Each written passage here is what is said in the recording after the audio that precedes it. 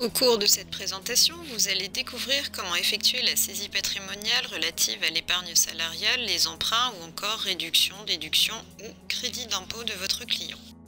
Pour commencer, sélectionnez l'option découverte et l'onglet découverte patrimoniale. Dans la rubrique épargne salariale, indiquez le nombre d'épargnes salariales de votre client. Les principales formules d'épargne réservées aux salariés sont l'intéressement, la participation, le plan d'épargne entreprise ou encore le PERCO. Pour chacune de ces formules sont à saisir le capital déjà constitué, le montant acquis chaque année et enfin l'année de fin de l'épargne et l'année de déblocage des fonds.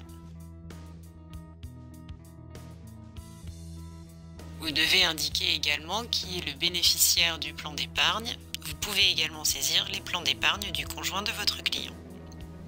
Dans la rubrique biens professionnels, saisissez dans un premier temps le nombre de biens professionnels détenus.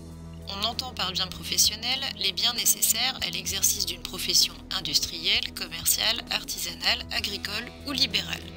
Le type de biens peuvent être en fonction de l'activité professionnelle, la clientèle, les fonds de commerce, les murs, les terres agricoles ou viticoles ou encore divers actifs. Indiquez ensuite qui de votre client ou de son conjoint détient les biens professionnels.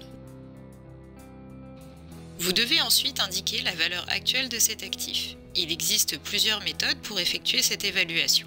On a souvent recours à des barèmes par profession établis généralement en pourcentage du chiffre d'affaires, notamment pour l'évaluation de la clientèle des professions libérales ou encore l'évaluation du fonds de commerce. Concernant l'évaluation d'une entreprise, on peut utiliser la méthode d'évaluation via le patrimoine et la rentabilité actuelle, matérialisée par son goodwill ou badwill, ou encore les méthodes dites intermédiaires basées surtout sur le résultat de l'entreprise. Si vous traitez le cas d'un couple, même si le bien est au nom d'un seul époux, il est considéré par défaut appartenir en commun aux deux époux, quel que soit le régime matrimonial, soit 100% en commun. Si le bien appartient en partie ou en totalité en propre à l'un et ou à l'autre des époux, vous devez indiquer la quote-part détenue par chacun. Dans la rubrique Emprunt investissement immobilier, indiquez le nombre d'emprunts contractés par votre client. Pour chacun de ces emprunts, il convient de sélectionner le type d'emprunt dans la liste déroulante, d'indiquer le montant emprunté, la durée. Pour connaître la durée restant à courir, la date de souscription de l'emprunt est demandée. Saisissez le taux d'intérêt ainsi que l'emprunteur. Après avoir noté le montant emprunté, la durée totale de l'emprunt et le taux, vous pouvez calculer automatiquement la mensualité. Vous pouvez également préciser s'il s'agit d'un emprunt avec un remboursement in fine. Dans la rubrique rente, vous pouvez saisir le nombre de rentes à recevoir et le nombre de rentes à verser. Indiquez dans un premier temps le nombre de rentes. Concernant les rentes à recevoir, il s'agit de renseigner les rentes reçues par le particulier et par son conjoint. Concernant les rentes à verser, il s'agit d'indiquer les rentes versées par le particulier et par son conjoint le cas échéant, c'est-à-dire le débit rentier. Vous devez renseigner le montant annuel de la rente ainsi que sa durée et le bénéficiaire. Celle-ci peut être viagère ou temporaire.